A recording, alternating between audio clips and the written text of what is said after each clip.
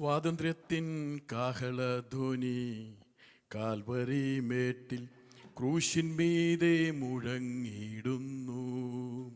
സ്വാതന്ത്ര്യത്തിൻ കാഹളധ്വനി കാൽവരി മേട്ടിൽ ക്രൂശിന്മീതെ മുഴങ്ങിടുന്നു.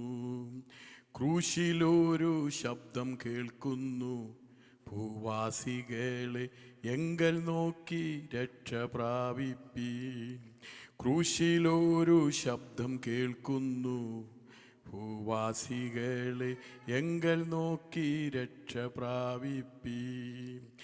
ബന്ധനത്തിൽ അന്ധരായി പാർത്തിടും മാനുജർക്കെല്ലാം, ബന്ധനത്തിൽ അന്ധരായി പാർത്തിടും മാനുജർക്കെല്ലാം യോബേൽ കാഹളം മുഴക്കി സ്വാതന്ത്ര്യം പ്രസിദ്ധമാക്കി.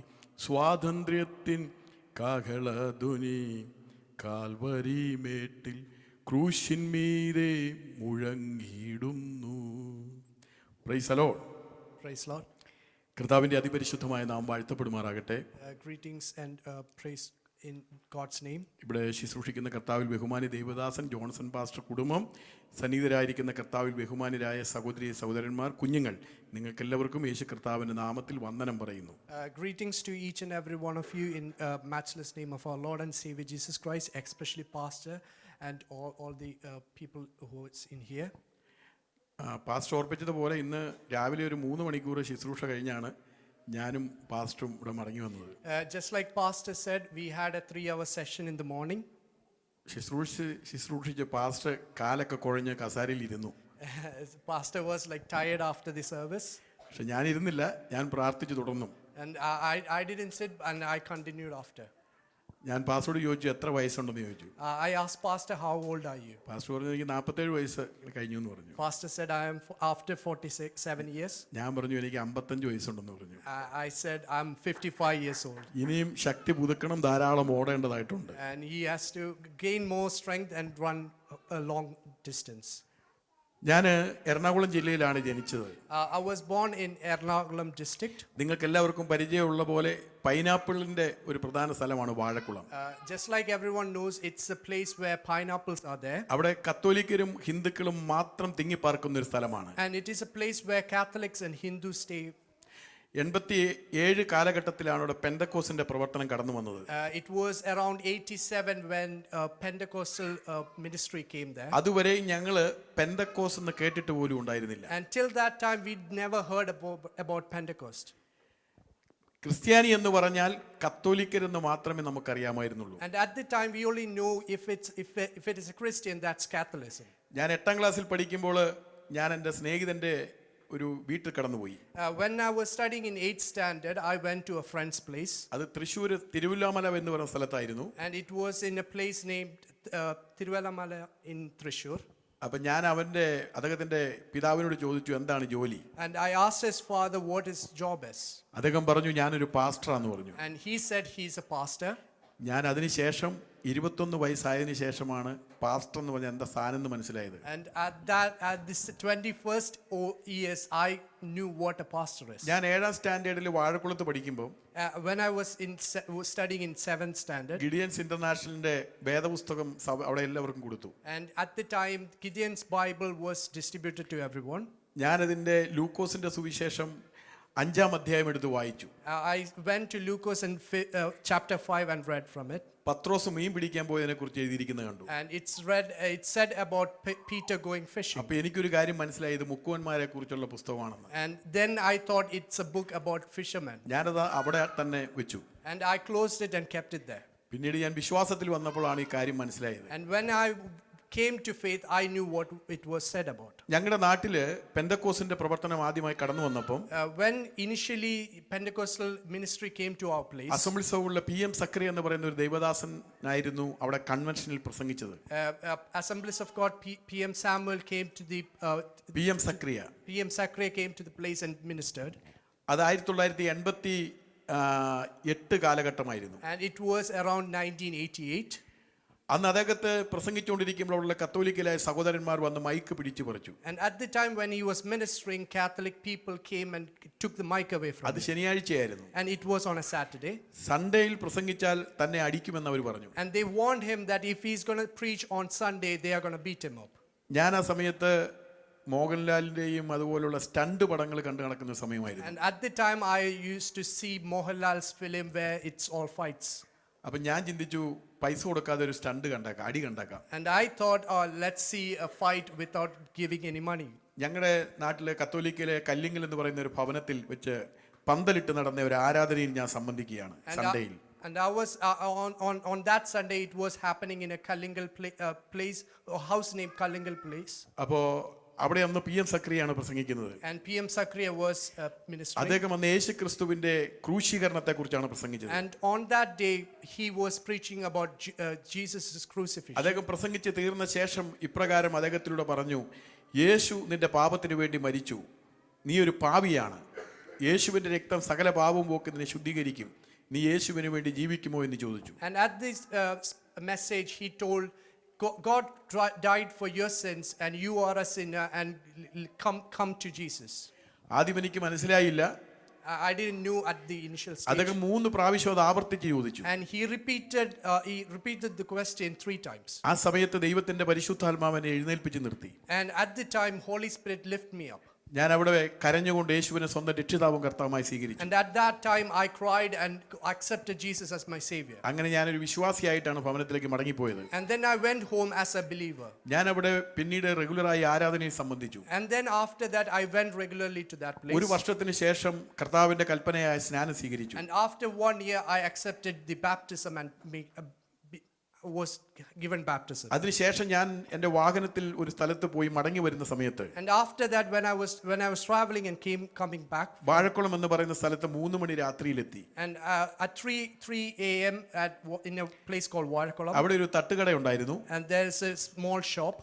ഞാൻ വെളുപ്പിന് 3 മണിക്ക് അവിടെ നിന്ന് കട്ടൻ ചായ വാങ്ങി കുടിച്ചു. And I bought a black tea from that shop. ഞാൻ ചിന്തിച്ചു നേരം വെളുത്തിട്ട് വീട്ടിൽ പോകാം, ഈ സമയത്ത് അമ്മയെ വിളിച്ചേൽപ്പിക്കേണ്ട എന്ന് ചിന്തിച്ച് അവിടെ വണ്ടിയുടെ ബാക്ക് സീറ്റിൽ കിടന്നുറങ്ങി. And I was sleeping at the back side of the car because I didn't want to go to the house at that time and wake my mom up. ഞാൻ 3 മണി രാത്രിയിൽ ഒരു ദൈവിക ദർശനം കാണുവാനിടയായി. And at 3 a.m. I saw a vision. ഒരു വലിയ വയൽ ഞാൻ ദർശനത്തിൽ കാണുകയാണ്. I saw a field. ആ വയലിന് നിരവധി വരമ്പുകൾ ഉണ്ടായിരുന്നു. And there are divisions on that field. അതിന്റെ മറുകരയിൽ തൂവെള്ള മേഘങ്ങൾ പാടത്ത് വയലിൽ മുട്ടി നിൽക്കുകയാണ്. And I could see the fogs coming into the field. അതിന്റെ നടുക്ക് ഒരു വാതിലുണ്ടായിരുന്നു. And there was a door in between. ആ മേഘത്തിലുണ്ടായിരുന്ന വാതിലിലൂടെ വലിയ പ്രകാശം അതിലെ മേഘത്തിൽ നിന്നടിച്ച് ഈ പാടത്ത് വന്ന് മുട്ടി നിൽക്കുകയായിരുന്നു. And the lights were coming through that door, through that fog. ഞാൻ ദർശനത്തിൽ നോക്കിക്കൊണ്ട് നിൽക്കുമ്പോൾ ആ വരമ്പിലൂടെ നിരവധി ആളുകൾ നടന്ന് മേഘത്തിൽ ചവിട്ടി പ്രകാശം വരുന്ന വാതിലിലൂടെ കടന്നുപോയിക്കൊണ്ടിരിക്കുകയാണ്. And when I was seeing that, I could see people going with the fog to the door. ഞാനും ദർശനത്തിൽ ഈ വരമ്പിലൂടെ നടന്ന് മേഘത്തിൽ ചവിട്ടി പ്രകാശം വരുന്ന വാതിലൂടെ കടക്കുവാൻ ശ്രമിക്കുമ്പോൾ, And in that vision, I was trying to walk through that door. ഒരു കരം വന്ന് എന്നെ ബ്ലോക്ക് ചെയ്തിട്ട് ഇപ്രകാരം ചോദിച്ചു, ഈ ലോകത്തെക്കാൾ ഉപരി നീ എന്നെ സ്നേഹിക്കുന്നുവോ? And when I was trying to walk through that door, there was a hand who stopped me and asked me, are you loving me more than this world? ഞാൻ വിശ്വാസത്തിൽ വന്നിട്ട് 1 വർഷമേ ആയിട്ടുള്ളെങ്കിലും യേശുവാണ് എന്നോട് സംസാരിക്കുന്നത് എനിക്ക് മനസ്സിലായി. Even though I was only 1 year into my faith, I knew that was Christ talking to me. അരയ്ക്ക് കീഴോട്ട് 9 അടി ഉയരമുള്ള ഒരു ആളെ ഞാൻ കാണുകയാണ്. And I can see a 5-foot man there. അത് മേഘം പോലെയാണ് കാണുന്നത്. And I could see him as a cloud. ഞാൻ പറഞ്ഞു, ഊവ കർത്താവേ എന്ന് പറഞ്ഞു. I said, yes, Lord. പെട്ടെന്ന് കരം വലിച്ചു.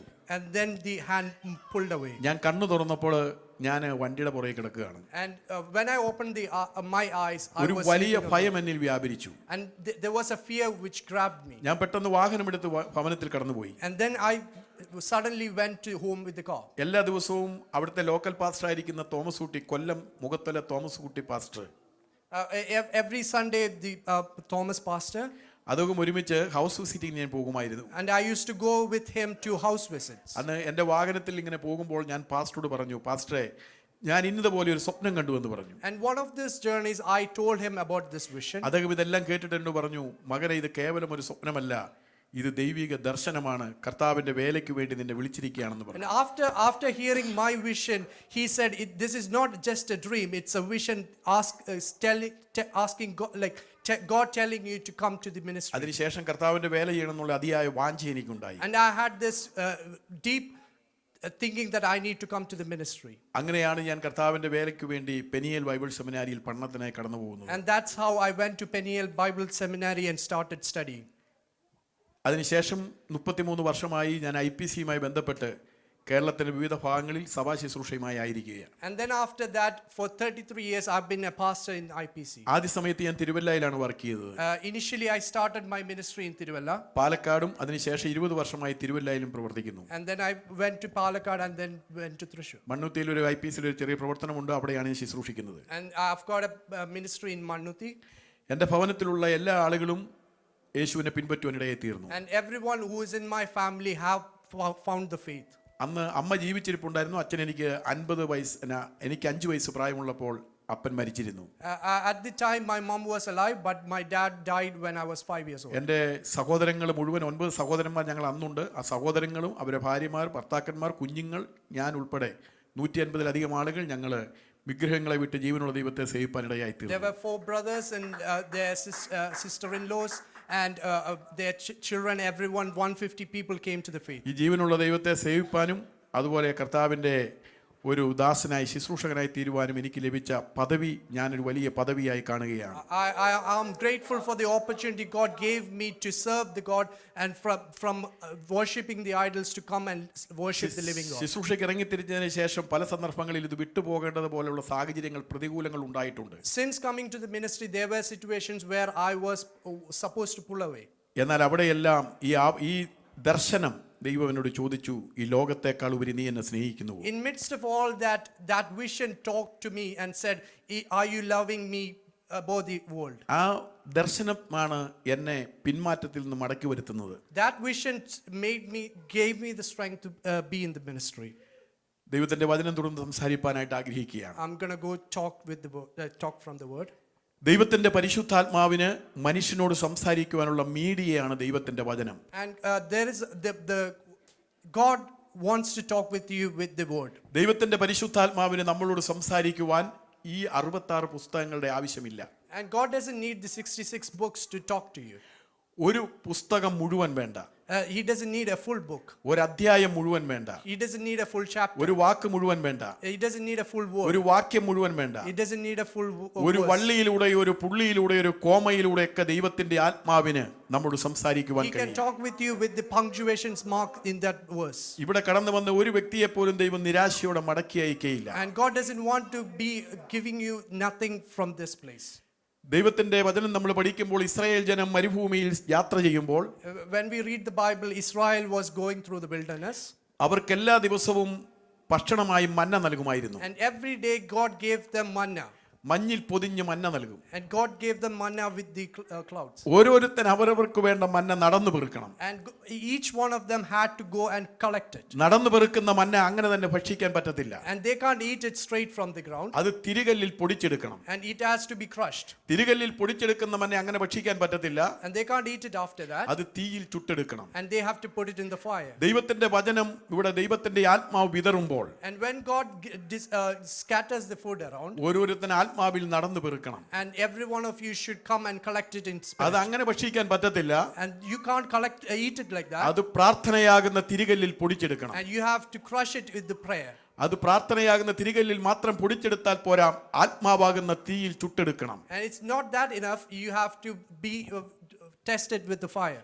അങ്ങനെ ചുട്ടെടുക്കുമ്പോൾ അത് തേനിലും തേൻകട്ടയിലും മാധുര്യമേറിയതായിരിക്കും. And when you do it like that, it's sweeter than the honey. ഈ ഭൂമിയിൽ 2 ശക്തികളാണുള്ളത്. There are 2 powers in this world. ഒന്ന് ദൈവിക ശക്തിയും മറ്റൊന്ന് പൈശാചിക ശക്തിയും. One is from God and one is from Satan. ഇതിലേതെങ്കിലും ഒരു ശക്തിക്ക് അധീനനാകാതെ ആർക്കും ജീവിക്കാൻ പറ്റത്തില്ല. No one can live in this world without surrendering to either of them. ഒന്നെങ്കിൽ ദൈവശക്തിക്ക് അധീനനാകണം.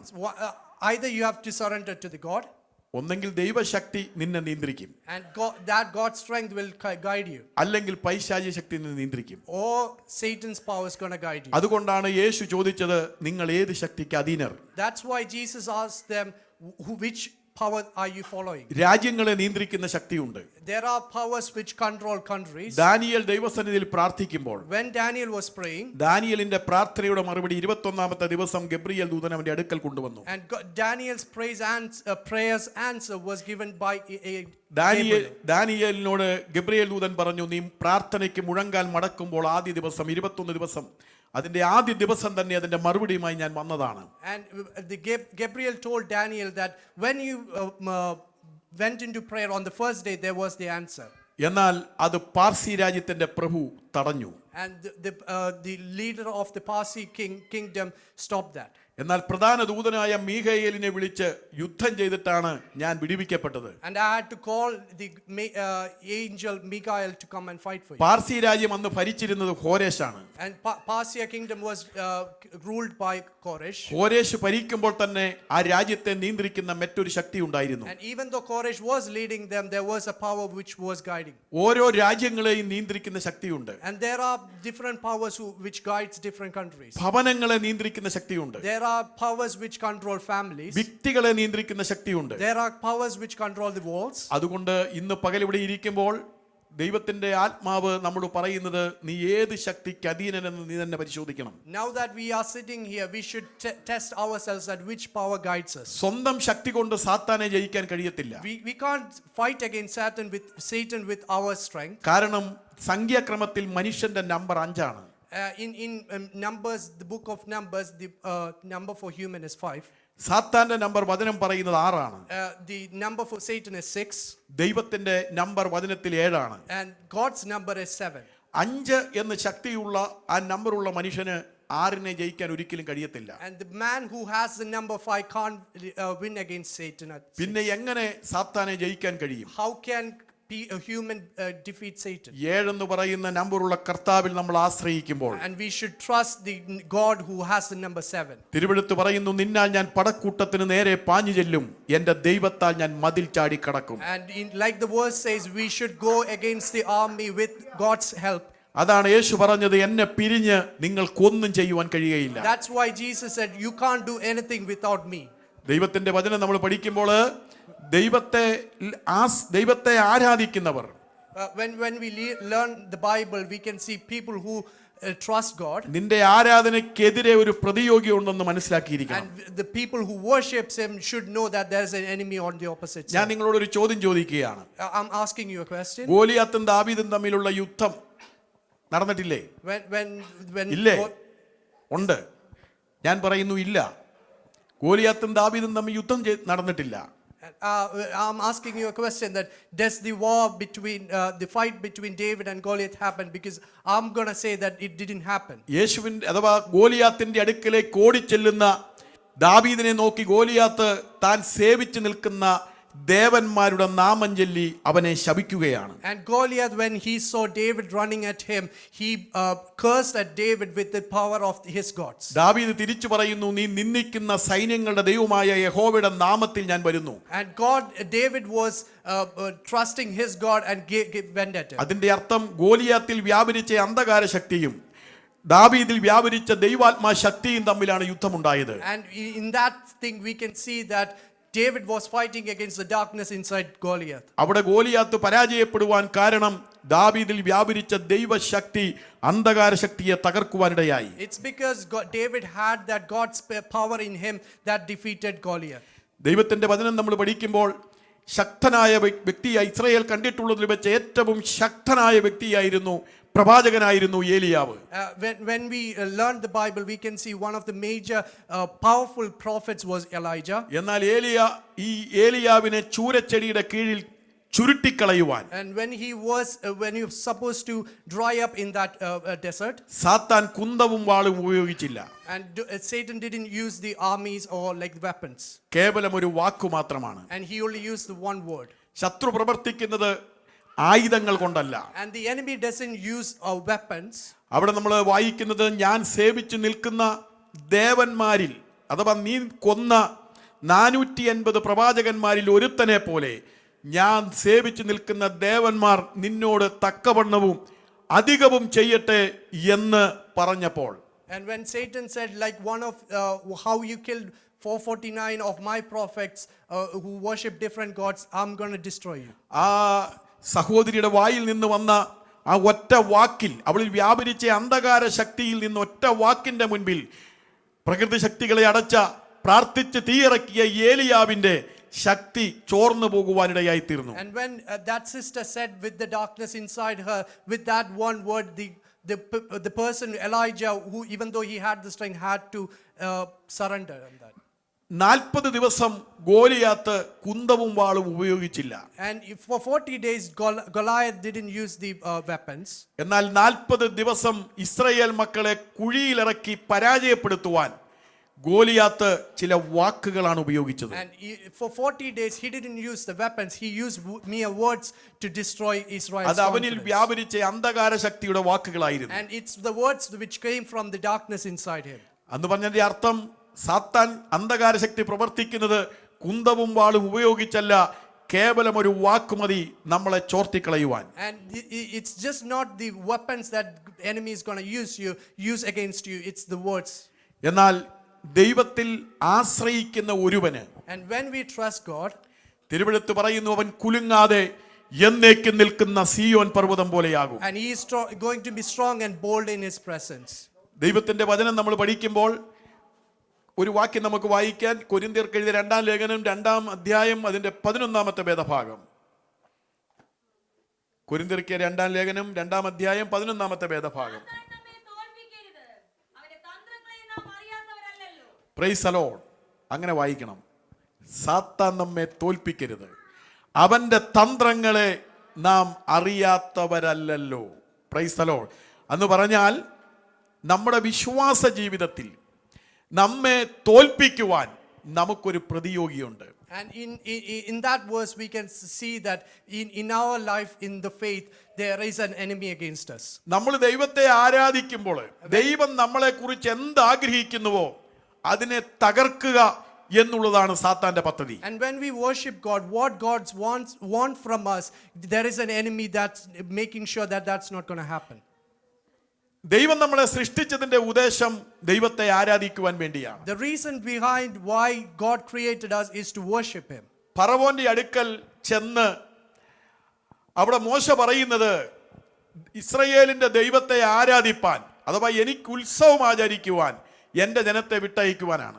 When Moses went to Pharaoh and asked the permission to give Israel to go and worship God, എന്നാൽ ആരാധനയ്ക്ക് തടസ്സമായി സാത്താൻ 5 വിധ, അഥവാ ഫറവോനിൽ വ്യാപരിച്ച അന്ധകാര ശക്തി 5 തന്ത്രങ്ങളാണ് ആരാധനയ്ക്കെതിരെ അവിടെ ഉപയോഗിക്കുന്നത്. But when Moses asked for the permission, there was 5 powers and 5 tricks that was used against him. റോമാലേഖനം 12:1 നമ്മൾ വായിക്കുന്നത്, Romans 12:1, സഹോദരന്മാരെ, നിങ്ങളുടെ ശരീരങ്ങളെ ജീവനും വിശുദ്ധിയും ദൈവത്തിന് പ്രസാദകരമായ യാഗമായി സമർപ്പിക്കുക എന്നുള്ളതാണ്. എന്ന് പറഞ്ഞാൽ നമ്മുടെ ശരീരങ്ങളെ ജീവനും വിശുദ്ധിയും ദൈവത്തിന് പ്രസാദകരമായ യാഗമായി സമർപ്പിക്കുക.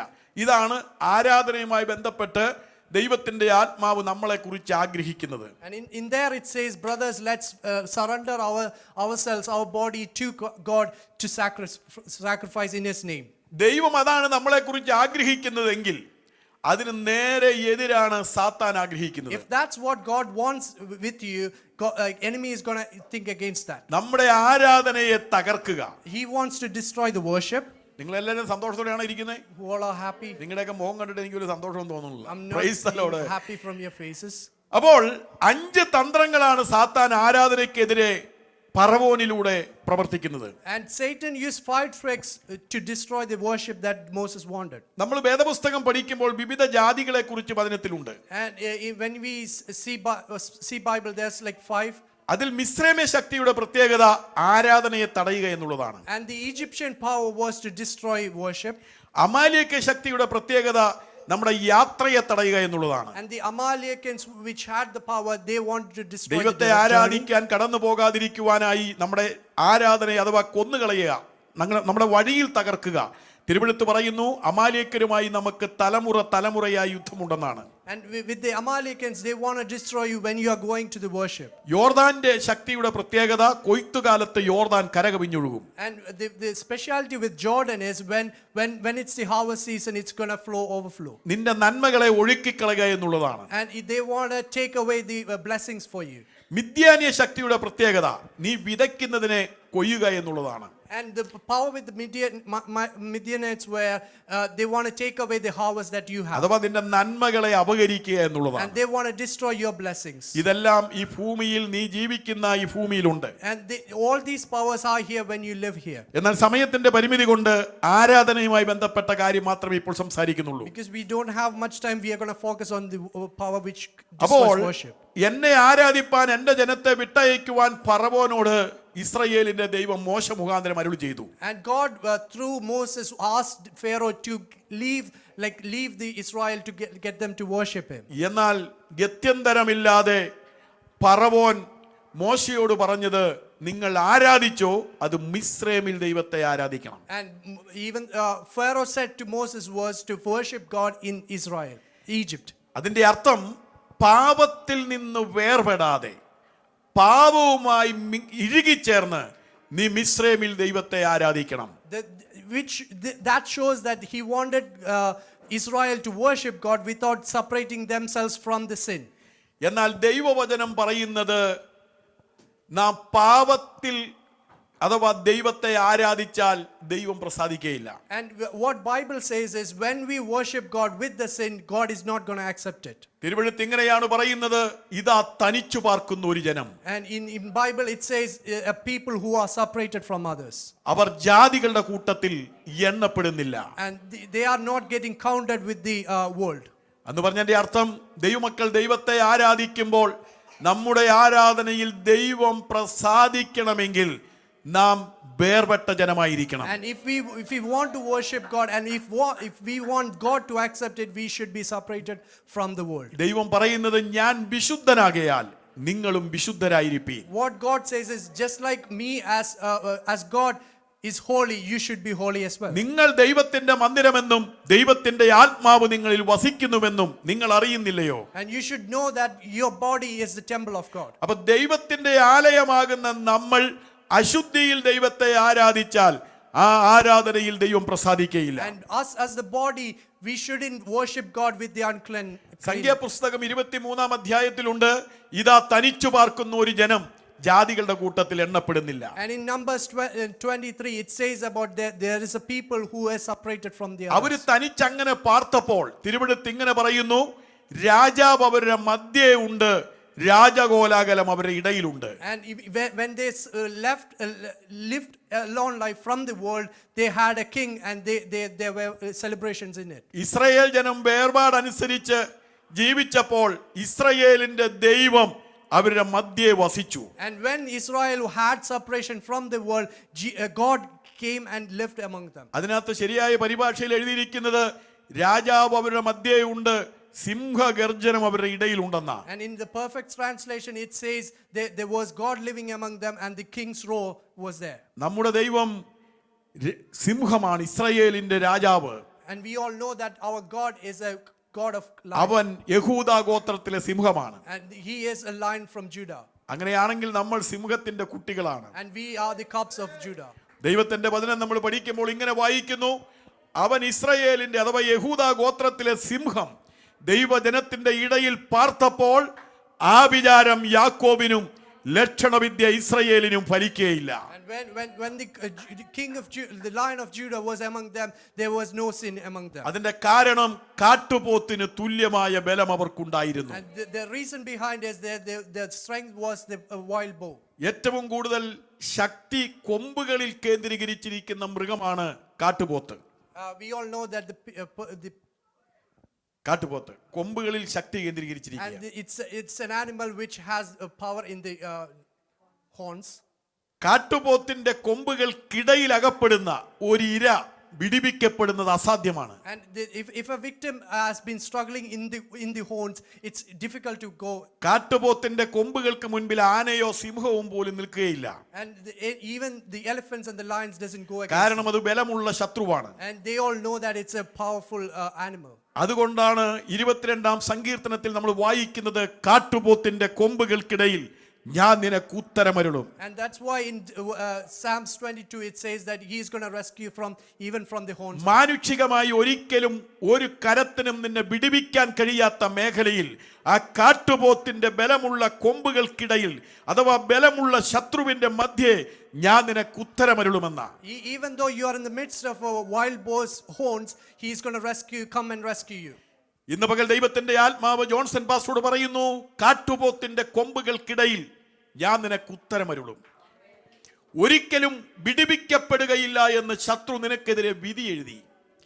നീ പ്രിയപ്പെട്ടവരെന്ന് നടിച്ച, സ്നേഹിതരെന്ന് നടിച്ച, കൂടെ നടക്കുന്നുവെന്ന് നടിച്ചവർ നീ നിൽക്കുന്ന പലക വലിച്ചു കളയുന്നത് പോലെ, കാലിൽ നിന്ന് മണ്ണ് നീക്കിക്കളയുന്നത് പോലെ നിന്റെ ജീവിതത്തിൽ പ്രവർത്തിച്ചപ്പോൾ ദൈവത്തിന്റെ ആത്മാവ് ഇങ്ങനെ പറയുന്നു, ഈ ശാനമൂലൻ അത്തിവൃക്ഷത്തെ ചുറ്റിപ്പിടിച്ച് അതിന്റെ ഫലം കൊഴിച്ചു കളയുവാൻ ശ്രമിച്ചപ്പോൾ ആഴത്തിൽ വേരിറക്കി നിന്നെ ഒരു അത്തിവൃക്ഷം പോലെ ഞാൻ നിന്നെ നിലനിർത്തിയ ദൈവമാണെന്ന് ദൈവത്തിന്റെ ആത്മാവ് നിന്നോട് ദൂത് പറയുന്നു. വേട്ടക്കാരൻ പക്ഷിയുടെ പ്രാണന് വേണ്ടി വല വിരിച്ച് കണിവെച്ച് കാത്തിരുന്ന മധ്യേ വേട്ടക്കാരന്റെ കണിയിലകപ്പെട്ട പക്ഷി ആ വല പൊട്ടി പറന്നു പോകുന്നത് പോലെ നിന്റെ പ്രാണനെ ഞാൻ നിനക്ക് കൊള്ളയായി തന്ന ദൈവമാണെന്ന് ദൈവത്തിന്റെ ആത്മാവ് നിന്നോട് ദൂതായിട്ട് പറയുന്നു. നിനക്കെതിരെ ഉണ്ടാക്കുന്ന യാതൊരുവിധമായ ആയുധവും ഫലിക്കുകയില്ല. ഞാൻ നിന്നെ ചുറ്റിപ്പരിപാലിക്കും. ഞാൻ നിനക്ക് ദീർഘായുസ് കൊണ്ട് തൃപ്തി വരുത്തുമെന്ന് ദൈവത്തിന്റെ ആത്മാവ് ദൂതായിട്ട് പറയുന്നു. എന്റെ സന്നിധിയിൽ നീ വിശ്വസ്തയോടെ നിന്നുകൊള്ളുക. ദൈവാത്മാവ് പറയുന്നു, അത്ഭുതങ്ങളാലും അടയാളങ്ങളാലും വീര്യപ്രവർത്തികളാലും സഭയെ ഉറപ്പിക്കുവാൻ തക്കവണ്ണം ഞാൻ നിന്റെ അധരങ്ങളെ ഉപയോഗിക്കുമെന്ന് ദൈവത്തിന്റെ ആത്മാവ് നിന്നോട് ദൂതായിട്ട് പറയുന്നു. വടക്കിനോടും കിഴക്കിനോടും പടിഞ്ഞാറോടും തെക്കിനോടും തടുത്തു വെക്കരുത്, വിട്ടുതരുവാൻ ഞാൻ കൽപ്പിക്കുമെന്ന് ദൈവത്തിന്റെ ആത്മാവ് ദൂതായിട്ട് പറയുന്നു. ഞാൻ നിന്നോട് കൂടെയുണ്ട്, ഭയപ്പെടുകയും ഭ്രമിച്ചു നോക്കുകയും വേണ്ട, ഞാൻ നിന്നെ സഹായിക്കുമെന്ന് ആത്മാവ് ദൂതായിട്ട് പറയുന്നു. ഇവിടെ തിരുവഴുത്തിൽ നമുക്ക് കാണുവാനായിട്ട് കഴിയുന്നത് ഇങ്ങനെയാണ്. അവർ തനിച്ചു പാർത്തപ്പോൾ, in the Bible we can see when they lived from the world, യഹൂദ ഗോത്രത്തിലെ സിംഹം അവരുടെ മധ്യേ വസിച്ചു. and the lion of Judah was among them. അവരങ്ങനെ വസിച്ചപ്പോൾ കാട്ടുപോത്തിന് തുല്യമായ ബലം അവർക്കുണ്ടായിരുന്നു. And when they were living like that, they had the strength of a wild boar. അവർക്ക് ആഭിചാരവും ലക്ഷണവിദ്യയും അവർക്ക് ഫലിക്കുകയില്ലായിരുന്നു. Nothing destroyed them.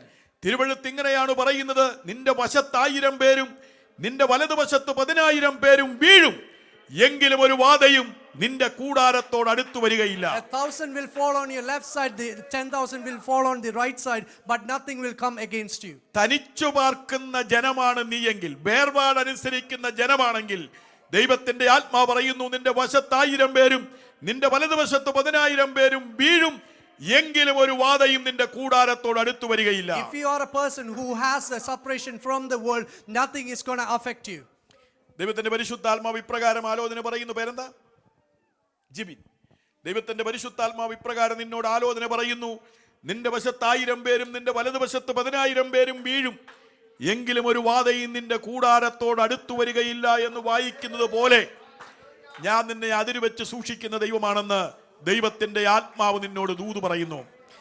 തിര തള്ളിക്കയറി, അഥവാ ദൈവത്തിന്റെ ആത്മാവ് ഇങ്ങനെ പറയുന്നു, തിര എത്ര ശക്തിയോടെ അടിച്ചുയർന്നു വന്നാലും മണൽ കൊണ്ട് അതിര് വെച്ചിരിക്കുകയാ, അതിരിൽ തട്ടി അത് മടങ്ങിപ്പോകുന്നത് പോലെ ദൈവത്തിന്റെ ആത്മാവ് പറയുന്നു, മുക്കിക്കളയുമെന്ന് ശത്രു വാദിച്ച മണ്ഡലങ്ങളിൽ ഞാൻ നിന്നെ അതിരുവെച്ച് സൂക്ഷിക്കുന്ന ദൈവമാണെന്ന് ദൈവത്തിന്റെ ആത്മാവ് നിന്നോട് ദൂതായിട്ട് പറയുന്നു.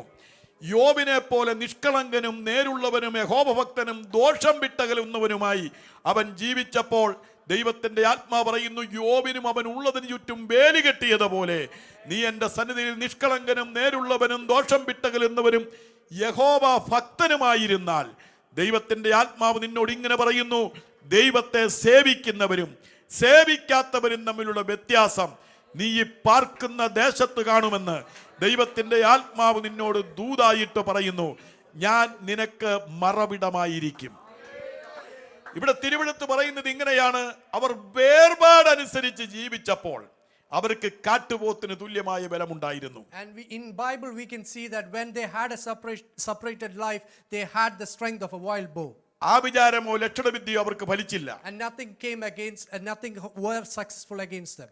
അവർക്ക് മധ്യേ യഹൂദാ ഗോത്രത്തിലെ സിംഹമുണ്ടായിരുന്നു. And Lion of Judah was among them. എന്നാൽ അവർ വേർപാട് നഷ്ടപ്പെടുത്തി. And when they were destroyed the separation that they had, സംഖ്യാപുസ്തകം 25 എഴുതിയിരിക്കുകയാണ്. in Numbers 25 it says, ജനം ശീദീമിൽ പാർക്കുമ്പോൾ when the people were living in Shilim, അവര് മിദ്യാനിയ സ്ത്രീകളുമായി പാപം ചെയ്തു. and they had sinned with the Midianites women, അവർ വിഗ്രഹാർപ്പിതം തിന്നു. and they eat from the idols food. ജനം വേർപാട് നഷ്ടപ്പെടുത്തിയപ്പോൾ യഹൂദാ ഗോത്രത്തിലെ സിംഹമാകുന്നവന്റെ സാന്നിധ്യം അവരുടെ മധ്യേ നിന്ന് പോയി.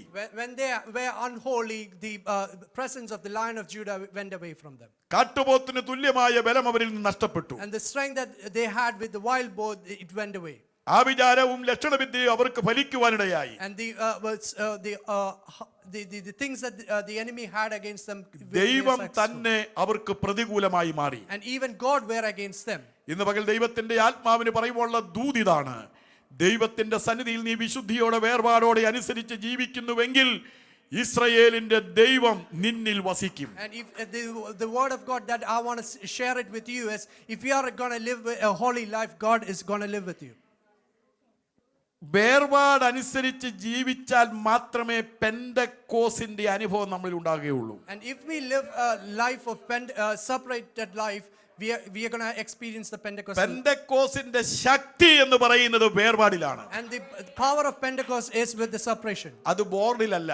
And it doesn't happen in the boards. നമ്മൾ പെന്തക്കോസിന്റെ അനുഭവം നമ്മളിൽ ഉണ്ടാകുമ്പോൾ, നമ്മൾ വിശുദ്ധിയും വേർപാടും അനുസരിക്കുമ്പോൾ നീ ദൈവത്തിന്റെ മന്ദിരമായി മാറുകയാണ്. And when we have the separation, we are going to have the Pentecostal experience in us. അവർ പെട്ടകം വ്യവസ്ഥ പ്രകാരം ചുമന്നപ്പോൾ, And when they carried the tabernacle with the rules, പെട്ടകം ചുമക്കുന്ന പുരോഹിതന്മാരുടെ പാദങ്ങൾ യോർദാന്റെ വെള്ളത്തിൽ മുങ്ങിയപ്പോൾ അതിന്റെ മേലൊഴുക്ക് നിന്നു. And when the people, when the priests who were carrying it, when their feet touched the Jordan, it split. എന്താണ് പെട്ടകത്തിലെ വ്യവസ്ഥ? What's the rules in the tabernacle? അതിൽ 10 കൽപ്പന എഴുതിയ 2 കൽപ്പലകൾ ഉണ്ടായിരുന്നു. And in it there was 2 tablets of 10 അതിൽ commandments. അഹരോന്റെ തളിർത്തവടി ഉണ്ടായിരുന്നു. And it had the staff of Aaron. അതിൽ മന്ന ഇട്ട് വെച്ച പൊൻപാത്രം ഉണ്ടായിരുന്നു. And it had the golden plate which stored the manna. വ്യവസ്ഥ പാലിച്ച് യോർദാനിലേക്ക് ഇറങ്ങിയപ്പോൾ, When they followed the rule and went to ആ Jordan, പെട്ടകത്തിൽ ദൈവത്തിന്റെ തേജസ് ഇറങ്ങി വസിച്ചു. and God's presence was in it. പെട്ടകത്തിൽ വസിച്ചവനെ കണ്ടപ്പോൾ And when it saw the presence, യോർദാന്യ ശക്തി ഭയപ്പെട്ടു. and the power of Jordan were scared of it. ദൈവത്തിന്റെ ആത്മാവ് ചോദിക്കുന്നത്, യോർദാനെ നീ പിന്മാറുന്നത് എന്ത്?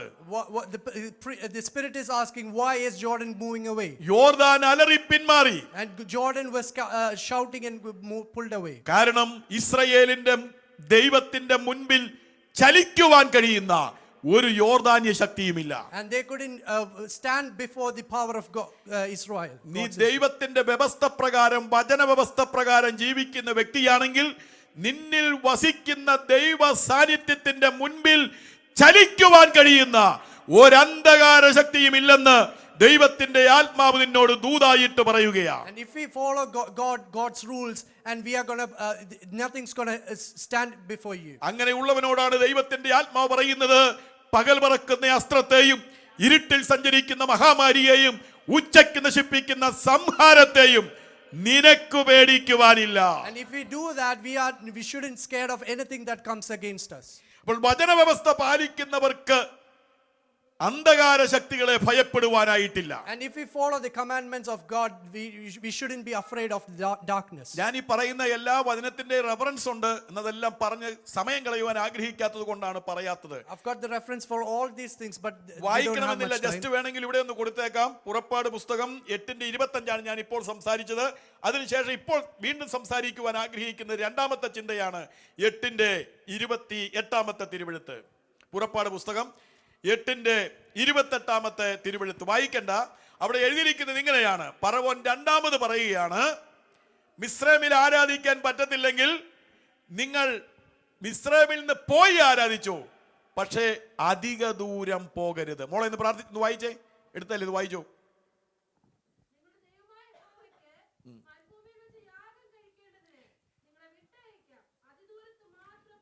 കണ്ടോ, അതിദൂരത്ത് പോകരുത്. പോകുന്നതിന് കുഴപ്പമൊന്നുമില്ല, പക്ഷെ അതിദൂരത്ത് പോകരുത്. Pharaoh said, I'll let you go to offer sacrifices to the Lord your God in the desert, but you must not go very far. എന്താണ് അതിന്റെ അർത്ഥം? ഒരു സമ്പൂർണ്ണ സമർപ്പണം പാടില്ല. And in what it shows is that we shouldn't have a total separation from. ഞാൻ ഈ പല സ്ഥലങ്ങളിൽ ശുശ്രൂഷിക്കാൻ ചെല്ലുമ്പോൾ എന്നോട് ഒത്തിരി സംശയങ്ങൾ ആൾക്കാർ ചോദിക്കാറുണ്ട്. And when I go to places and preach, there are people who has different ഞാൻ doubts. ഒരിക്കൽ അമേരിക്കയിൽ ശുശ്രൂഷിക്കുമ്പോൾ ഒരു സഹോദരനോട് ചോദിച്ചു, പാസ്റ്റേ മദ്യപിക്കുന്നതിന് കുഴപ്പമുണ്ടോ?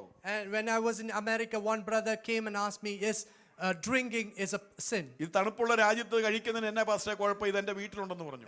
He asked me, is it a problem because it's a cold country? ഞാൻ താമസിക്കുന്ന വീട്ടിലെ സാധനം ഉണ്ടായിരുന്നു. And I knew that the bottle was there when I was living there. ഞാൻ പറഞ്ഞു, മദ്യപിക്കുന്നത് കുഴപ്പമുണ്ടെന്നോ ഇല്ലെന്നോ ഞാൻ പറയത്തില്ല, പക്ഷെ മദ്യപാനി ദൈവരാജ്യം അവകാശമാക്കുകയില്ല എന്ന് തിരുവചനത്തിലുണ്ടെന്ന് പറഞ്ഞു. I won't say that drinking is correct or wrong, but the drunkards won't go to the നിനക്ക് heaven. സ്വർഗ്ഗത്തിൽ പോകണ്ടെങ്കിൽ മദ്യപിക്കാം. If you don't want to go to heaven, you can drink. നമ്മുടെ നാട്ടിലൊരു മിഷണറി വന്നപ്പോൾ കുറെ കോളേജ് പിള്ളേർ അദ്ദേഹത്തോട് കളിയാക്കി ചോദിച്ചു, മിഷണറി നരകത്തിലേക്കുള്ള വഴി ഒന്ന് പറഞ്ഞു തരിക. And when a missionary came to India, one college student came and asked, how can I go to hell? Missionary പറഞ്ഞു, നരകത്തിലേക്ക് പോകാനായി പ്രത്യേകം വഴി പഠിക്കേണ്ട കാര്യമില്ല, പോകുന്ന വഴിക്ക് പോയാൽ മതി. Missionary said, you don't have to go on a specific way to go to hell. You can just live it like that. ഞാനിത് പറയുന്നതുകൊണ്ട് എന്നെ തെറ്റിദ്ധരിക്കരുത്. ഞാൻ ഒരു കാര്യം പറയട്ടെ, ഓർണമെന്റ്സ് ഊരിയത് കൊണ്ട് സ്വർഗ്ഗത്തിൽ പോകത്തില്ല. Just because you lose the ornaments doesn't mean you are going to go to heaven. Ornaments ഇട്ടത് കൊണ്ടും സ്വർഗ്ഗത്തിൽ പോകാതിരിക്കത്തില്ല. And even though if you wear ornaments, it doesn't mean that you won't go to heaven. സ്വർഗ്ഗത്തിൽ പോകുന്നതിനുള്ള ഒരു മാധ്യമമല്ല, പോകാതിരിക്കാനോ പോകാനോ ഉള്ള ഒരു കാര്യമല്ല ornaments. And ornaments is not a basis for which you are going to go or not. അത് പെന്തക്കോസ്റ്റിന്റെ ഒരു uniform ആണ്. And it's just a uniform for Pentecostals. നേഴ്സിന് യൂണിഫോം ഉണ്ട്, പോലീസുകാർക്ക് യൂണിഫോം ഉണ്ട്, ഏത് ജോലി ചെയ്താലും അതിനൊരു യൂണിഫോം ഉണ്ട്. അതുപോലെ ഒരു യൂണിഫോം മാത്രമാണ്. Nurses have uniform, police have uniform, just like that. Just it's a uniform for the Pentecostals. ഞങ്ങള് മലങ്കര സഭ എന്ന് പറയുന്ന ഒരു സഭ ഞാൻ കട്ടളപ്പൂവത്ത് ശുശ്രൂഷിക്കുമ്പോൾ അതിന്റെ അടുത്തുണ്ടായിരുന്നു. And there was a church named in Malagara. അവിടെ ഓർണമെന്റ്സ് ഉപയോഗിച്ചാലും കുഴപ്പമില്ല, ഇഷ്ടമുള്ളവർക്ക് ഉപയോഗിക്കാം, ഇഷ്ടമുള്ളവർക്ക് ഊരിക്കളയാം. And in that church, people can either wear ornaments or not. അപ്പോ ഞാൻ നോക്കിയപ്പോൾ ഒരു അമ്മച്ചി വിശ്വാസത്തിൽ വന്ന് ഓർണമെന്റ്സ് അവർക്ക് ഉണ്ടായിരുന്നു. And I can see a mother who had ornaments. എന്നാൽ കുറെ നാൾ കഴിഞ്ഞ് അവർ ornaments ഊരിക്കളഞ്ഞു. And after some time, she lose it. ഞാനപ്പോൾ അമ്മച്ചിയോട് ചോദിച്ചു, അമ്മച്ചി ഓർണമെന്റ്സ് ഇട്ടാൽ അവിടെ കുഴപ്പമില്ല, പിന്നെന്തിനാ അത് ഊരിയെന്ന് ചോദിച്ചു. And I asked the mother, it's not a problem in that church. Why did you lose it? അവരെന്നോട് പറഞ്ഞു, പാസ്റ്റേ ഞാൻ ഓർണമെന്റ്സ് ഒക്കെ ഇട്ട് ദൈവത്തെ ആരാധിക്കുകയായിരുന്നു. പുറകെ ഇരിക്കുന്നവർ നമ്മൾ ശ്രദ്ധിക്കുന്നുണ്ടോ? ഉണ്ടോ? നിങ്ങളതൊക്കെ എടുത്തോ, പക്ഷെ ഇവിടെ ശ്രദ്ധിക്കണം, പിള്ളേരെ കളിപ്പിക്കരുത്. സ്വത്രം, ഞാൻ നിങ്ങളെ ശ്രദ്ധിക്കുന്നുണ്ട്. നിങ്ങളിടയ്ക്ക് ഞാൻ ദൂത് പറയും, ശ്രദ്ധിച്ചിരുന്നു, സംശയങ്ങൾ ചോദിക്കും. അപ്പോൾ ഈ അമ്മച്ചി എന്നോട് പറഞ്ഞു, ഞാനിങ്ങനെ ഓർണമെന്റ്സ് ഇട്ടുകൊണ്ട് ദൈവത്തെ ആരാധിക്കുന്ന അവിടെ കുഴപ്പമില്ല ഞങ്ങളുടെ ചർച്ചിൽ, പക്ഷെ ഇങ്ങനെ ആരാധിക്കുകയായിരുന്നു. Even though the church didn't had a problem with me wearing the ornaments. ഒരു ദിവസം ഞാൻ ആത്മാവിൽ ദൈവത്തെ ആരാധിച്ചു കൊണ്ടിരുന്നപ്പോൾ ദൈവത്തിന്റെ ആത്മാവ് എന്നോട് പറഞ്ഞു, ഇത് ഇടാതിരിക്കുന്നതാണ് ഏറെ നല്ലത്. One day when I was worshiping, the Spirit told me that it's better to lose the ornaments. അപ്പോൾ ദൈവാത്മാവ് എന്നോട് ഏറെ നല്ലത് അതാണെന്ന് പറഞ്ഞുകൊണ്ട് ഞാൻ ഊരിത പാസ്റ്റർ എന്ന് പറഞ്ഞു. And because spirits told me that this is much better than having the ornaments, I loosed. അപ്പോൾ ഇത് ഇട്ടാ കുഴപ്പമുണ്ടോ പാസ്റ്റർ എന്ന് ചോദിക്കുന്നവരോട് ദൂത് പറയാൻ വേണ്ടിയാണ്. And this is the reason why I told the story is the people who has that നീ question. Ornaments ഇട്ടത് കൊണ്ട് സ്വർഗ്ഗത്തിൽ പോകാതിരിക്കത്തില്ല, ഊരിയത് കൊണ്ട് പോവുകയില്ല. If you have the ornament, doesn't mean that you are not going to go, or if you have it, yeah. എന്നാൽ ഇടാതിരിക്കുന്നതാണ് ഏറെ നല്ലത്. And even though we say that it's better to lose it. നീ നല്ലതാണ് പ്രതീക്ഷിക്കുന്നതെങ്കിൽ ഊരണ്ട. If you think that is better, don't lose it. നീ അധികം നല്ലതാണ്, ഏറെ നല്ലതാണ് പ്രതീക്ഷിക്കുന്നതെങ്കിൽ ഇടാതിരിക്കുന്നതാണ് നല്ലത്. If you expect much better, it's better to lose it. ഇട്ടവരോട് എനിക്ക് പ്രത്യേകം ദേഷ്യമില്ല, ഇടാത്തവരോട് പ്രത്യേക സ്നേഹവും ഇല്ല. I'm not angry for the people who has it or much have love for the people who don't have it. Praise the Lord. Praise the Lord. തിരുവെഴുത്ത് നമ്മൾ പഠിക്കുമ്പോൾ സൂക്കത്തിൽ വെച്ച് പാപം ചെയ്തു യാക്കോബിന്റെ മക്കൾ. And we can see that in Sukkot, Jacob's son sinned. യാക്കോബ് അവിടെ നിക്കക്കള്ളിയില്ലാതെ ദൈവസന്നിധിയിൽ പ്രാർത്ഥിച്ചു. And Jacob went to God. ദൈവം യാക്കോബിനോട് പറഞ്ഞു, നീ ലൂസിൽ വെച്ച് കല്ലെടുത്ത് തലയിണയായി വെച്ച കല്ല് നിർത്തി എണ്ണയൊഴിച്ച് അഭിഷേകം ചെയ്ത് നിനക്കൊരാലയം പണിയുമെന്ന് പറഞ്ഞ സ്ഥലത്ത് പോയി യാഗപീഠം പണിത് ദൈവത്തെ ആരാധിക്കാൻ പറഞ്ഞു. God told Jacob that to go to Luz and worship there. അങ്ങനെ ആരാധിക്കാൻ പോകുമ്പോൾ അവിടെ എഴുതിയിരിക്കുന്നത് അവരെ തന്നെ ശുദ്ധീകരിച്ചു. And when they went to worship, they made themselves holy. അവരുടെ ഓർണമെന്റ്സ് എല്ലാം ഊരി കരിവേലകത്തിൻ കീഴിൽ കുഴിച്ചിട്ടു. And they removed their ornaments and buried it. അപ്പൊ ദൈവത്തെ ആരാധിക്കുവാൻ വിശുദ്ധീകരിച്ചപ്പോൾ ഇത് ഊരിക്കളഞ്ഞു എന്നാണ് വായിക്കുന്നത്. And in that we can see that just because they want to be holy, they removed it. അവർ ഓർണമെന്റ്സിനെ ഉപയോഗിച്ചത് ആദ്യമായി വിഗ്രഹം ഉണ്ടാക്കാൻ വേണ്ടിയാണ്. And when the first time they used the ornaments was to build an idol. കാളക്കുട്ടിയെ ഉണ്ടാക്കി ആരാധിക്കുവാനാണ് ഓർണമെന്റ്സിനെ ഉപയോഗിച്ചത്. And they used the ornaments to have an idol with the goat. അവിടെ എഴുതിയിട്ടുണ്ട്, അവർ പാപത്തിൽ നിന്ന് മടങ്ങി വന്നപ്പോൾ അവർ പിന്നീട് ornaments ധരിച്ചില്ല. And when they came back from the sin, they never worn the ornaments. അപ്പൊ ഞാൻ പറഞ്ഞു വരുന്നതിന്റെ അർത്ഥം ഇതാണ്, അധികം നല്ലതാണ് പ്രതീക്ഷിക്കുന്നെങ്കിൽ ഇടാതിരിക്കുക. നല്ലത് മാത്രമേ പ്രതീക്ഷിക്കുന്നുള്ളെങ്കിൽ ഇട്ടോ കുഴപ്പമില്ല. If you expect much better, it's better to lose it. ഒരു സമ്പൂർണ്ണ സമർപ്പണം, A surrender in completeness. സാത്താന്റെ ഉപദേശമാ അധികം ദൂരം പോകണ്ട, അത് വലിയൊരു വേർപാട് വേണ്ട, കുറച്ച്. It is Satan's guidelines to not go too far, to separate yourself too far. നീ ഒരു പൂർണ്ണ സമർപ്പണമാണ് ഉദ്ദേശിക്കുന്നതെങ്കിൽ അതിലാണ് ദൈവം പ്രസാദിക്കുന്നത്. And if you want to completely surrender, that's where God accepts it. ഒരു പക്ഷേ നിന്റെ അനുഗ്രഹത്തിന് തടസ്സം അതായിരിക്കാം. And that could be the reason why it blocks the blessings. ഏലിയാവ് ദൈവത്തെ ആരാധിക്കുവാൻ വേണ്ടി ചെന്നപ്പോൾ When Elijah went to worship God, അവൻ ഇടിഞ്ഞു കിടന്ന യാഗപീഠ കല്ലുകൾ, and he put the stones which was broken from the അത് ഗോത്രസംഖ്യക്കൊത്തവണ്ണം പണിതു. and he built it with the number of the tribes. എന്ന് പറഞ്ഞാൽ ഇസ്രായേൽ ഗോത്രം 12 ആണ്. യാഗപീഠം പണിതപ്പോൾ 12 കല്ല് വെച്ചാണ് പണിതത്. And we know that there are 12 tribes in Israel, and he built the altar with 12 stones. ദൈവത്തിന് യാഗം കഴിക്കാൻ ഒരു 14 കല്ല് വെച്ച് പണിതേക്കാൻ അവൻ ചിന്തിച്ചില്ല. He never thought of building it with 14 stones. വലിയ ക്ഷീണം, അതുകൊണ്ട് 11 കല്ല് മതി എന്നും പ്രതീക്ഷിച്ചില്ല. And he said, oh, it could be a lot of tiredness, though I could do it with 11 വ്യവസ്ഥ stones. പ്രകാരം ഗോത്രസംഖ്യക്കൊത്തവണ്ണം 12 കല്ല് വെച്ച് യാഗപീഠം പണിതപ്പോൾ 2 വാക്കിൽ പ്രാർത്ഥിച്ചപ്പോൾ അവിടെ തീ ഇറങ്ങി. And he followed the commandments and built the altar with the 12 stones, and there were fire in it. ഒരു സമ്പൂർണ്ണ സമർപ്പണമാണ് ദൈവം പ്രതീക്ഷിക്കുന്നത്. And God wants a complete surrender. മൂന്നാമതായിട്ട് പുറപ്പാട് പുസ്തകം 10-ാം അധ്യായത്തിന്റെ 11-ാമത്തെ വേദഭാഗം, അവിടെ ഫറവോൻ പറയുകയാണ്, നിങ്ങൾ പോയി ദൈവത്തെ ആരാധിച്ചോ, പക്ഷേ പുരുഷന്മാര് മാത്രം പോയാൽ മതി. No, have only the men go and worship the Lord, since that's what you have been asking for. സമയം പോയോ പാസ്റ്ററെ? It's the time. പോയോ? ഓക്കെ, 1-2 മിനിറ്റ് കൂടിയൊന്നും കുഴപ്പമില്ലല്ലോ. ഓക്കെ, സ്വോത്രം. നമ്മൾ 3 മിനിറ്റേ ഉള്ളിൽ ഇത് കഴിഞ്ഞിട്ട് വർത്തമാനം പറഞ്ഞുകൊണ്ട് നിൽക്കും 10 മണിക്കൂർ. ശ്രദ്ധിച്ചിരിക്കുക. സ്വോത്രം കേൾക്കുക. ഞാൻ കൃത്യസമയത്ത് നിർത്തിക്കോളാം, പാസ്റ്റർ ഇംഗ്ലീഷ് ടൈമാണ്. സ്വോത്രം. അപ്പൊ ഇവിടെ നമ്മൾ വായിക്കുന്നത് എങ്ങനെയാണ്? പുരുഷന്മാര് പോയി മാത്രം ദൈവത്തെ ആരാധിക്കുക. In that Pharaoh says that only men can go and worship. എന്ന് പറഞ്ഞാൽ സ്ത്രീകളും കുഞ്ഞുങ്ങളും എല്ലാം അവിടെ നിൽക്കട്ടെ എന്ന്. And the reason behind is he wants the women and children to be there. തിരുവെഴുത്ത് എന്താ പറയുന്നത് അറിയാമോ? What Bible says is, കർത്താവായ യേശുക്രിസ്തുവിൽ വിശ്വസിക്കുക, എന്നാൽ നീ നിന്റെ കുടുംബവും രക്ഷ പ്രാപിക്കുക. and if you believe in Jesus Christ, you and your family is going to be. നീ കുടുംബമായി ദൈവത്തെ ആരാധിക്കണം എന്നുള്ളതാണ് ദൈവത്തിന്റെ പദ്ധതി. And God wants your family to come and worship together.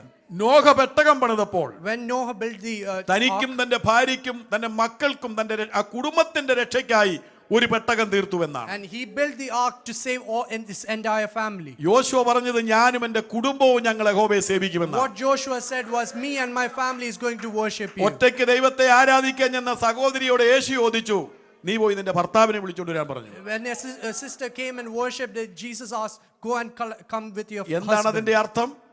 What's the meaning behind it. ഭാര്യമാർക്ക് ഭർത്താവിന്റെ ആത്മീക വിഷയങ്ങളിൽ ഉത്തരവാദിത്തമുണ്ട്. And the wife has the responsibility in her husband's spirituality. ഭർത്താക്കന്മാർക്ക് ഭാര്യമാരുടെ ആത്മീക വിഷയങ്ങളിൽ ഉത്തരവാദിത്തമുണ്ട്. And the husbands have the responsibility in wife's spirituality. മാതാപിതാക്കൾക്ക് മക്കളുടെ ആത്മീക വിഷയങ്ങളിൽ ഉത്തരവാദിത്തമുണ്ട്. The parents have a responsibility for their kids' spirituality. നീ ഒരു 10,000 ആത്മാവിനെ നേടിയാലും Even if you save 1,000 souls, ദൈവം ആദ്യം ചോദിക്കുന്നത് നിന്നെയും നിന്റെ കുടുംബത്തെ കുറിച്ചുമായിരിക്കും. what God is going to ask you first is your family.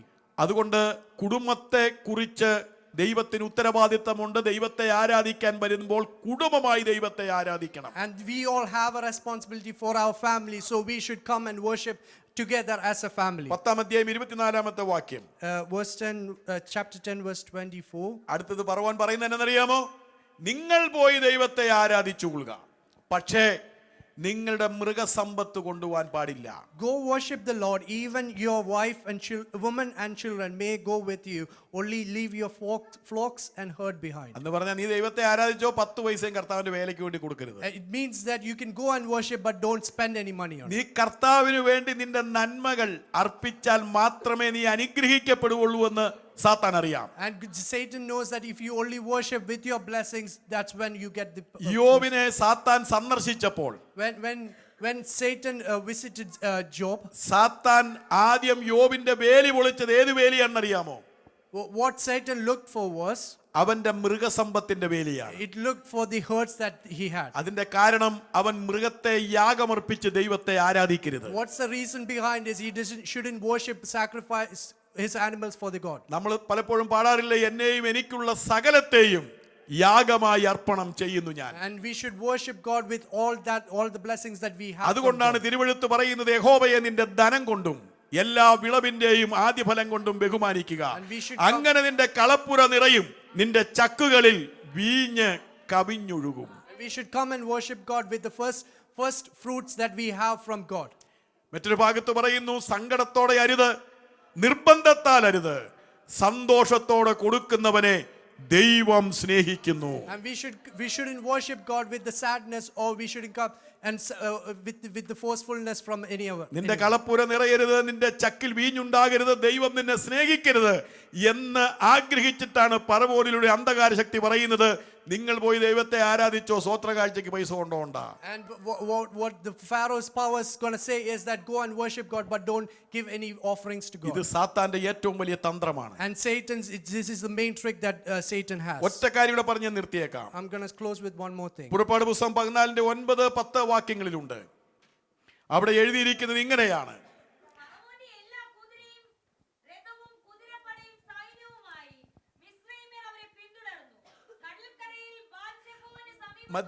മതി മോളെ, നന്നായിട്ട് വായിച്ചു, ദൈവം അനുഗ്രഹിക്കട്ടെ. എന്ന് പറഞ്ഞതിന്റെ അർത്ഥം അവരെ വിട്ടയച്ചു എങ്കിലും അവരെ പിന്തുടർന്നു. Even though Pharaoh allowed them to go, he followed them. നമ്മള് സാത്താന്റെ പൂണിയിൽ നിന്ന് വിട്ടുപോന്നവരാണ്. We came from Satan's purse. ഒരു $100 ചാടിപ്പോയാൽ, if $100 jump from the അത് purse, കിട്ടുന്നത് വരെ വീട് മുഴുവൻ നമ്മൾ അരിച്ചു പിറക്കി അടിച്ചു നോക്കും. and we will search in the entire house till we get it. നമ്മൾ ആർക്കെങ്കിലും കൊടുത്താൽ നമ്മൾ നോക്കത്തില്ല. And if we give it to someone, we don't search it. ചാടിപ്പോയാൽ, If it goes missing. സാത്താന്റെ പൂണിയിൽ നിന്ന് ചാടിപ്പോയവരെ സാത്താൻ തെരഞ്ഞു വരുമ്പോൾ, And when Satan's going to look for people who are missing from his purse, സാത്താൻ നോക്കുമ്പോൾ ജയം ജയം ഹല്ലേലൂയ എന്ന് പറഞ്ഞ് നമ്മളോട് ആരാധിച്ചുകൊണ്ടിരിക്കുക. we are coming here and worshiping God. തിരുവെഴുത്ത് പറയുന്നു, പാവം വാതിക്കൽ കിടക്കുകയാണ്. And in Bible it says sin is at your door. അവന്റെ ആഗ്രഹം നിന്നോടാണ്. And the desire is for you. ഇന്ന് പകൽ ഓർക്കുക, സാത്താൻ പാവം വാതിക്കലല്ല, നിന്റെ പോക്കറ്റിലാണ്. And we should know that the sin is at our purse. അതെവിടെയാ പാസ്റ്റർ എന്ന് ചോദിച്ചാൽ നിന്റെ മൊബൈലിനകത്തുണ്ട്. And it's in our mobile phones. നീ ആ യൂട്യൂബ് ഓൺ ചെയ്താൽ മതി, You should only Facebook on ചെയ്താൽ മതി. You should only open the അതുകൊണ്ട് Facebook. അതിന്റെ ആഗ്രഹം നിന്നോടാണ്. And the desire is for you. എന്നാൽ നീ അതിനെ കീഴടക്കണം. But we should make them surrender ഫറവോൻ to you. പിന്തുടരുമ്പോൾ ഒരു വാക്യം പറഞ്ഞുകൊണ്ടാണ് വന്നത്. And when Pharaoh followed them, he recited a verse. ഞാൻ പിന്തുടരും, പിടിക്കും, വാളൂരും, കൊള്ള പങ്കിടും, എന്റെ ആശ അവരാൽ പൂർത്തീകരിക്കുമെന്ന് പറഞ്ഞു. ഫറവോൻ അവരെ പിന്തുടർന്നു. And he wanted to come and capture them and kill them and make them surrender for himself. എന്നാൽ സാത്താനെ അവർക്ക് ജയിക്കാൻ കഴിഞ്ഞത് അവർ മേഘത്തിലും സമുദ്രത്തിലും സ്നാനമേറ്റ് മോശയോട് ചേർന്നു. And how they had victory against them was to go through the sea. സ്നാനപ്പെടാതെ ദൈവത്തെ ആരാധിക്കുന്നവരെല്ലാം മിസ്രൈമിലാണ് ദൈവത്തെ ആരാധിക്കുന്നത്. And the people who doesn't want to have baptism are still with the Pharaoh. സ്നാനപ്പെട്ട് ദൈവത്തെ ആരാധിക്കുമ്പോഴാണ് യേശുവിനോട് നമ്മൾ ചേരുന്നത്. And when we baptize ourselves, and that's when we are with Christ. എങ്കിൽ മാത്രമേ ഫറവോന്റെ ശക്തിയിൽ നിന്ന് പൂർണ്ണ വിടുതൽ നമുക്ക് പ്രാപിക്കാൻ കഴിയത്തുള്ളൂ. That's when we can have the complete victory from Pharaoh's power. സാത്താന്റെ തന്ത്രങ്ങളെ നമ്മൾ അറിയാത്തവരല്ലല്ലോ, അവൻ നമ്മളെ തോൽപ്പിക്കരുത്. And we are all aware of the Satan's trick, and we shouldn't be. നമ്മുടെ ശരീരങ്ങളെ ജീവനും വിശുദ്ധിയും ദൈവത്തിന് പ്രസാദകരമായി യാഗമായി സമർപ്പിപ്പാൻ ദൈവത്തിന്റെ ആത്മാവ് നമുക്ക് കൃപ നൽകട്ടെ. ഈ വചനങ്ങളാൽ ദൈവം നമ്മളെ അനുഗ്രഹിക്കുമാറാകട്ടെ. അവസരം തന്ന കർത്താവിന്റെ ദാസനും സഭയ്ക്കും വന്ദനം പറയുന്നു. God bless you all. ഞാൻ നിങ്ങളുടെ വ്യക്തിപരമായ ദൂതുകൾ പറയാത്തവർക്ക് ഞാൻ ഇത് കഴിഞ്ഞിട്ട് പ്രാർത്ഥിക്കും.